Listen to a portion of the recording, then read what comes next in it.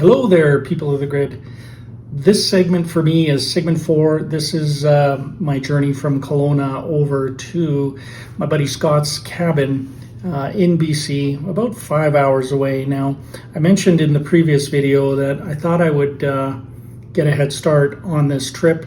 And so what you don't see in this video is everything that happened through the night, because my intent was I would ride halfway, find a hotel or a motel or some tiny place to sleep in, get some, 3, 4, 5, 6 hours of sleep, and then carry on the next day. The next day was Sunday, so I wanted to get to Mass, and then I wanted to get to the ferry crossing in a reasonable amount of time so that Scotty and I could put in a nice windy ride up along the Kootenay Lake on the way to his cabin. So all of that was going well. As it got into the mountain pass, it's getting colder, it's getting darker, and I had to put on all of my gear, my thermal gear that I had, and I should have put on my pants. I had thermal outer pants that I use as rain gear. I thought I could make it without it, and I did, but boy, it sure would have helped.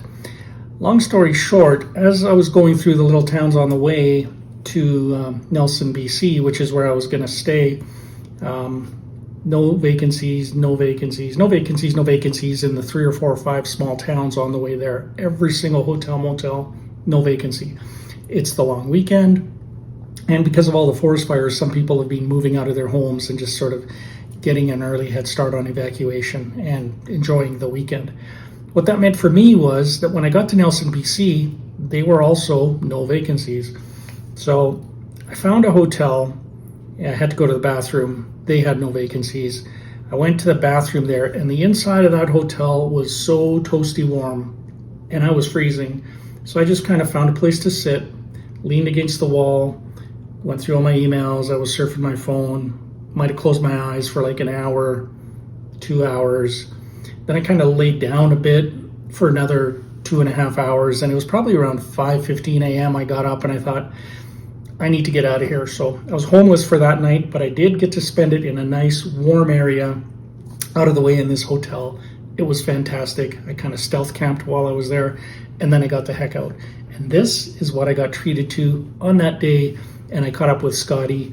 I also, as I went over the lake on the ferry, I joined up with a bike gang. They were doing their own travels. They had a support vehicle. There were 7 of them. They were doing a really long trip. And chatted with them, spent some time on the ferry, and then, like I said, hooked up with Scotty. So the rest of the ride is with Scotty.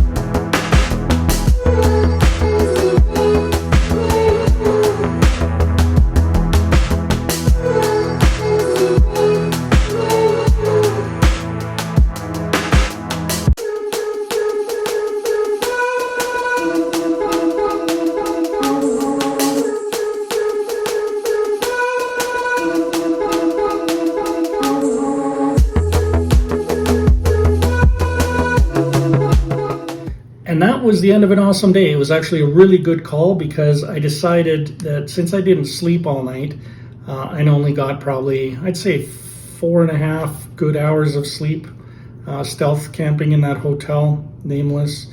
Then I ended up at the Hume Hotel in Nelson, BC.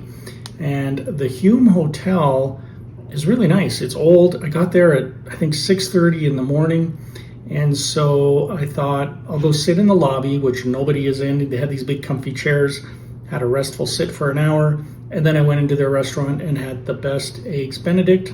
Then I went to Mass at, I think it was St. Mary's Cathedral or Mary Immaculate Cathedral in Nelson.